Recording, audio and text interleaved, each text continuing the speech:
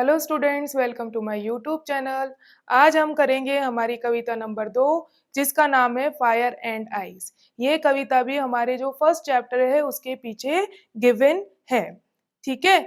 और इसके जो राइटर हैं, जो पोएट हैं, देखो कविता जो हमेशा लिखते हैं पोएट हैं, वो भी कौन है? Robert Frost. जब भी हम कोई कविता पढ़ते हैं, स्पेशली इंग्लिश के अंदर, तो कवि उसमें काफी हिडन और डीप मीनिंग छुपा हुआ रहता है जो कि हमें समझना होता है।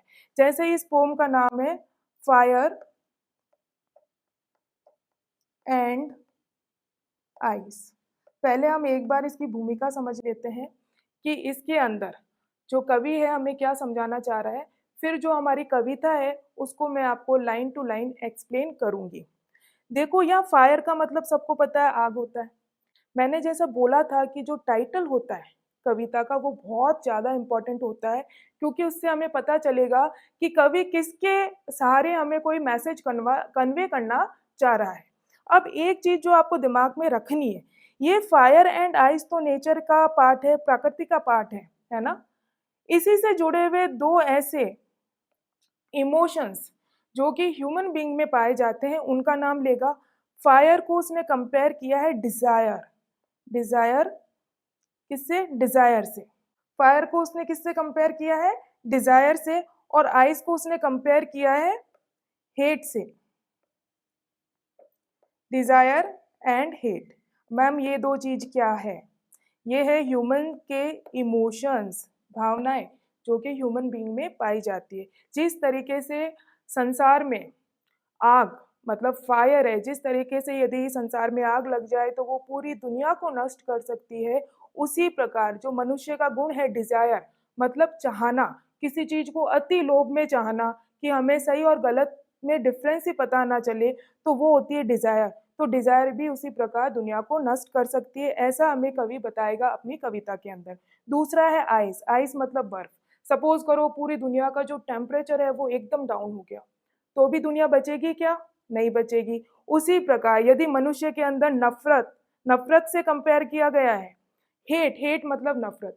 जितने भी लड़ाई झगड़े होते हैं वो क्यों होते हैं? एक दूसरे के जो हम हेट करते हैं, नफरत करते हैं। तो जब लड़ाई झगड़े होंगे, युद्ध होंगे, ये वर्ल्ड लेवल पे बात कर रहा, पर्सनल लेवल पे नहीं, वर्ल्ड लेवल पे, तो भी दुनिया नष्ट हो सकती है। तो हमें दो तरीके बताए हैं इस कविता में। जो हमारा पोइट है वो कह रहा है कि यदि नेचर के अंदर हम देखें तो फायर और आइस इतना वो रखती है पोटेंशियल कि वो पूरी दुनिया को नष्ट कर सकती है। उसी प्रकार जो मानव है उसके अंदर दो गुण पाए जाते हैं। वो कौन से? फायर को कंपेयर किया है मानव की जो डिजायर्स है, जो लोभ है, चाहत है हर चीज को पाने की, उससे। और जो आइस है उसको कंपेयर किया गया है हेट, जो मानव के अंदर जो इमोशन है हेट का, नफरत का, उससे भी दुनिया खत्म हो सकती है। अब हम आगे लाइन टू लाइन हमारी जो कविता है उसको डिस्कस करेंगे। आपको बस इतना दिमाग में रखना है कि फायर को किससे कंपेयर किया गया है? डिजायर से। और जो आइस है उसको किससे कंपेयर किया गया है? हेट से। चलो तो चलते हैं अब अपनी कविता की ओर। देखिए, ये हमारी पोम है पूरी, fire and ice. Fire and ice किसने लिखी है? रॉबर्ट फ्रॉस्ट ने। जैसा कि मैंने बताया था आपको, जो पोम का टाइटल है वो दिमाग में क्लियर होना चाहिए, और किसने लिखी है उस कवि का नाम भी पता होना चाहिए। तो कवि का नाम है रॉबर्ट फ्रॉस्ट, और जो कविता है उसका नाम क्या है? Fire and ice. ओके। अब देखो, इस कविता में दो ग्रुप बने हुए हैं। दो ग्रुप कैसे? सम सेज का मतलब है यहाँ पे कुछ लोगों का ये मानना है द वर्ल्ड, जो संसार है अपना, विल एंड, एंड मतलब समाप्त होना। वो किसकी वजह से समाप्त होगा? इन फायर, आग की वजह से समाप्त होगा। सम सेज इन आइस, कुछ लोगों का मानना है कि नहीं नहीं, जो कारण बनेगा वो क्या है? आइस मतलब बर्फ। अति जो संसार का टेम्परेचर यदि डाउन हो जाएगा तो दुनिया नष्ट हो जाएगी। From that I have tested of desire, I hold with those who favour fire. लेकिन यहाँ पे जो हमारे कवि हैं, देखो आई क्या है यहाँ पे? आई का मतलब है हमारे कवि। आई होता क्या है? क्लियर कर देती हूँ। आई क्या है? एक प्रोनाउन है जो कि नाउन की जगह यूज होता है। हमारा जो रॉबर्ट फ्रॉस्ट है ये एक प्रॉपर नाउन है क्योंकि ये किसी व्यक्ति का नाम है, तो इसकी जगह जो सर्वनाम या प्रोनाउन यूज हुआ है वो है आई। तो इसलिए बार बार कंफ्यूज ना हो कि आई का मतलब क्या है। ये एक सर्वनाम है जो कि जो हमारा राइटर जो पोएट है उसके लिए यूज हुआ है आई। ठीक है, तो पोएट का ऐसा मानना है कि जो उन्होंने अभी तक जितना फायर और डिजायर को कंपेयर किया गया है कि जितना उन्होंने टेस्टेड, टेस्टेड का मतलब चखना होता है वैसे तो, लेकिन यहाँ पे इसका मतलब है एक्सपीरियंस। किसका एक्सपीरियंस रहा है? हमारा जो कवि है उसका जहाँ तक एक्सपीरियंस रहा है, तो उनका मानना है कि जो दुनिया है वो खत्म होएगी किसकी वजह से? फायर की वजह से। आई होल्ड, होल्ड मतलब मैं उस चीज का समर्थन करता हूँ with those who favour fire, जो कि किसका पक्ष लेते हैं? फायर का। मतलब इन्होंने मेनली बोला है कि दो ग्रुप बने हुए। सम सेज, कुछ लोगों का ये मानना है कि जो हमारा संसार है वो किसकी वजह से खत्म होगा? फायर की वजह से। और जो ह्यूमन इमोशन है जिसको फायर से कंपेयर किया गया है वो डिजायर, कि डिजायर और फायर की वजह से संसार हमारा खत्म होगा। तो जो फर्स्ट स्टैंजा है उसमें जो हमारा कवि है वो ये कहता है कि मैं उन लोगों का फेवर करता हूँ या समर्थन करता हूँ जो लोग ये मानते हैं कि हमारा संसार कैसे खत्म होगा? फायर की वजह से और डिजायर की वजह से। क्यों उन्होंने ये बोला कि जितना मेरा एक्सपीरियंस रहा है डिजायर को लेके, जितना भी मैं जो चाहत है, इच्छाएं हैं जिनके बारे में मैं जानता हूँ, तो मेरा ये मानना है कि ये पूरा संसार किसके वजह से खत्म होगा? फायर का। और जो लोग ऐसा मानते हैं मैं उनका समर्थन करता हूँ। तो ये अपना स्टैंजा फर्स्ट क्लियर है। ठीक है, अब इसकी हम राइमिंग स्कीम देख लेते हैं फर्स्ट स्टैंजा की। देखो वर्ड है फायर, अ साउंड आ रहा है फायर। आइस का थोड़ा डिफरेंट आ रहा है तो इसको बी दे देंगे। डिजायर एंड फायर, तो ये ए, ये इसका राइमिंग स्कीम हो जाएगा। एक बार नॉलेज में रख लो तो अच्छा रहेगा। ठीक है, अब हम चलते हैं हमारे स्टैंजा नंबर सेकंड पे। फर्स्ट क्लियर है। फर्स्ट में जो हमारा कवि है वो किन लोगों को सपोर्ट कर रहा है, किस आइडिया को सपोर्ट कर रहा है? उस आइडिया को सपोर्ट कर रहा है जिसमें लोगों ने ऐसा कहा है कि जो दुनिया है वो कैसे खत्म होगी? फायर की वजह से, मतलब आग की वजह से। और जो ह्यूमन इमोशन है उससे रिलेटेड किसको डिनोट करता है? डिजायर को।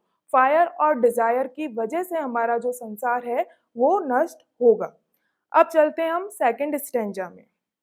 बट देखो इसमें क्या बोल रहा है? But if it had to Paris twice. Paris का मतलब होता है खत्म होना। यहाँ पे लिखा हुआ है डाई, आप ग्लोसरी सेक्शन में देखो, डाई मतलब मरना, लेकिन यहाँ पे है नष्ट होना। यदि संसार दो बार खत्म हो, यदि एक बार तो फायर से हो गया, लेकिन यदि दो बार खत्म हो संसार, I think I know enough of hate. तो यहाँ पे आई कौन है? हमारा खुद कवि है। तो बोलता है मैं जानता हूँ इतना, मैं सोचता हूँ कि जो हेट है, नफरत है, वो भी इनफ है संसार को खत्म करने के लिए। जैसा कि मैंने ऊपर बताया था कि आइस जो है वो किससे कंपेयर किया गया है? नफरत से, हेट से। जो आइस है और ह्यूमन इमोशन है, ice stand for hate, hate मतलब नफरत। To say that for destruction, destruction मतलब है विनाश, तबाही के लिए। आइस इज ऑल्सो ग्रेट, जो बर्फ है वो भी काफी संसार को नष्ट करने में सक्षम है। एंड वुड बी सफाइस, देखो सफाइस का मतलब है बी सफिशियंट, सफिशियंट है दुनिया को खत्म करने के लिए। अब पोइट बोल रहा है यदि दुनिया दो बार नष्ट हो, एक बार तो फायर से हो गई, लेकिन यदि ऐसा चांस मिले कि दो बार नष्ट हो, तो जो हेट है, जो नफरत है, जो आइस है, वो भी दुनिया को खत्म करने में सक्षम है। मतलब पहले वो फेवर करता है जिससे दुनिया फायर, जो सम लोग बोलते हैं कि फायर की वजह से नष्ट होगी, लेकिन वो बोलता है सेकंड स्टैंजा के अंदर यदि दुनिया दो बार नष्ट होगी तो दूसरी वजह क्या बनेगा? हेट और आइस। इस प्रकार एक हमें ये मैसेज देना चाह रहा है कि जो ह्यूमन नेचर है, जैसे डिजायर्स है, हेट है, तो ये भी दुनिया को नष्ट करने के लिए बहुत ही ज्यादा घातक हैं, नष्ट कर सकते हैं। इसलिए इन दोनों को हमें बैलेंस करके चलना है ताकि दुनिया के अंदर शांति बनी रहे। तो अब आइए अब सेकंड स्टैंजा की भी जो राइमिंग स्कीम है वो एक बार डिस्कस कर लेते हैं। देखिए यहाँ पे क्या है? ट्वाइस। ठीक है, ये इसको हम आइस से राइम कर रहा है तो बी बोल देते हैं, इसको डिनोट कर देते हैं। हेट किसी से मैच नहीं कर रहा, C. Ice, B. Great hate से मैच कर रहा है, तो ये जो सेम साउंड वाले होते हैं उनको हम सेम सा वो डिनोशन देते हैं, ये सी। सफाइस, ठीक है, तो आई सफाइस ये बी। तो ये हमारी यहाँ पे राइमिंग स्कीम कंप्लीट हो गई। स्टूडेंट्स अपन ने पोम अच्छे से डिस्कस कर ली है। अब एक बार देखते हैं इसके हार्ड वर्ड्स, और उसके बाद जो एनसीईआरटी के क्वेश्चंस हैं वो हम डिस्कस करेंगे लाइन टू लाइन। देखो मेरे हिंदी मीडियम के स्टूडेंट्स जो हैं उनके लिए मैंने ये पूरी ग्लोसरी आपके यहाँ सामने पेश की है। इसमें जो वर्ड है पहले इंग्लिश में लिखा हुआ है, फिर उसका इंग्लिश में अनुवाद कैसे है होता है वो भी लिखा हुआ है, उसके बाद उसका हिंदी में क्या मीनिंग है, क्या अर्थ है, वो भी मैंने लिखा है, ताकि आप जिस बच्चे को कुछ भी डाउट या कंफ्यूजन रह गया हो ऊपर, वो नीचे ये पूरा एक बार सारे वर्ड्स लाइन टू लाइन पढ़ लें तो सारी चीज़ें क्लियर हो जाएगी। चलो एक बार साथ में मिलके डिस्कस करते हैं। देखो वर्ल्ड, वर्ल्ड मतलब संसार होता है। एंड, एंड का मतलब यहाँ पे अंत है। फायर, फायर मतलब आग। टेस्टेड, टेस्टेड का मतलब वैसे तो होता है स्वाद चखना, लेकिन यहाँ पे जो वर्ड यूज हुआ है उसका मतलब है अनुभव, ठीक है। उसके बाद आता है डिजायर, डिजायर मतलब किसी चीज की चाहत करना। होल्ड, होल्ड मतलब समर्थन करना। फेवर, फेवर मतलब पक्ष लेना। आइस, आइस का मतलब है बर्फ, जो कि हम सब जानते हैं।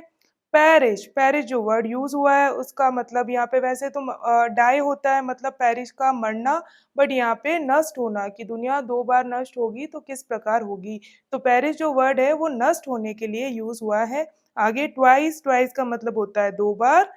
इनफ, इनफ का मतलब होता है पर्याप्त, ठीक है। हेट, हेट मतलब घृणा या नफरत।